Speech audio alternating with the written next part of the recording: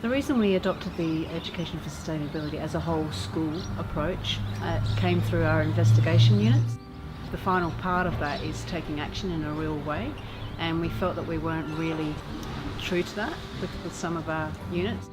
NRM became more involved with us, and we decided to have a staff development day. St Michael's really looked to NRM Education to provide possibilities, ideas of how they could embed sustainability into their whole school culture, and we looked at lots of different pathways, and then they chose the one that best fit their context. We started off with the whole school PD, looking at our sustainability and our practice. Talked to a lot of the staff about what their interest was and how we could fit any learning from the garden and wetlands into their programming, and as a coordinator we just had to work out where we could fit the sustainability into teachers' lessons without making it onerous on them. St Michael's is a fantastic example of education for sustainability being embedded at a site, because they really have gone for a whole of school approach. Education for sustainability is about developing the knowledge, skills, values and behaviours to live in more sustainable ways. So one of the big things that I was interested in before I became an environmental leader was the wetlands, and they were designing it last year with the previous environmental leaders, and then this year I was happy that we got to launch it, and I got to let the frogs out, which was pretty special. Currently for science, so we're doing a unit on biological science, and the unit is biodiversity.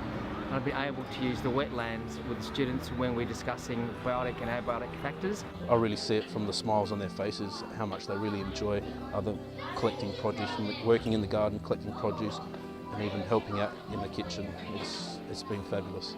The whole school's involved, so every term I have 2 year levels, and we've set it up as a buddy class. So it's nice, so the older boys look after the younger ones. A lot of families are starting their own veggie patches. The boys are happy to collect. We've always got leftovers or extras, and they, Mr. Becker, can I take some beetroot plants home and put in my garden? Yep, no worries. So yeah, it's great to see the amount of veggie gardens which have started up because of our school garden. I think that's the key, the whole school approach. You can't rely on the champions to drive it all the time, because they're just going to burn out. It's not going to be sustainable. You have to look at how can this be embedded across, you know, R to 7 or R to 12. How can we get everyone involved, teachers, students as well, and ways of communicating it to the whole school community is really important, and having committees to take on particular responsibilities. So they have a committee that has representatives from each of the learning areas. It also has leadership and parents involved. The vision that St Michael's have developed is a real asset to them, because it means that everyone's on the same page with where they want to head. So every week we have parents coming to help. So this morning I had 4 parents, and they don't need any experience at all. They just come in to learn themselves and to spend time with their boys. Yeah, we couldn't do it without the volunteers. They're really essential to keeping the garden sustainable. It's one thing to look in a book and see pictures of something, but it's another thing to get your hands on a garden or a wetlands and actually see things grow. You know, the books and movies don't do justice to it.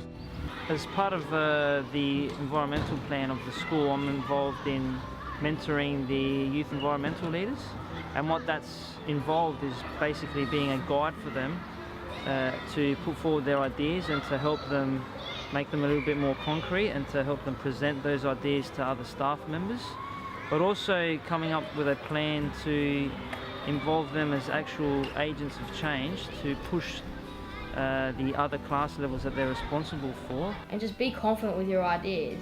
It doesn't matter what anyone else says. If you think it's a good idea in your mind, it's a good idea. You just need to push it towards whoever's running the environmental section. And I think that's the main goal, is as a school body, is if we can create citizens for the future that are aware of their environmental impact, that would be fantastic.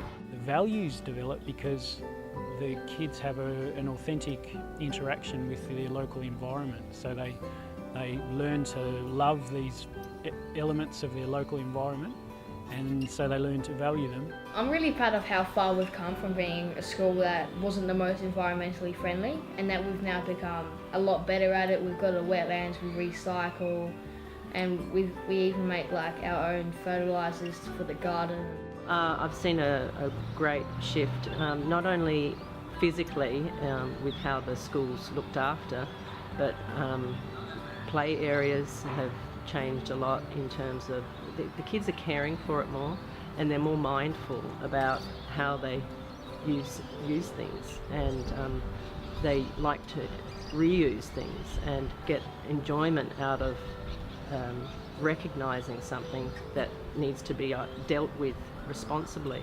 Well, I'm really excited for coming up and being able to teach young students about the ways you can help in the environment, things like not littering and growing your own vegetables, because I know that I'll make a massive contribution to the school if I can teach some young people things that can really make a difference.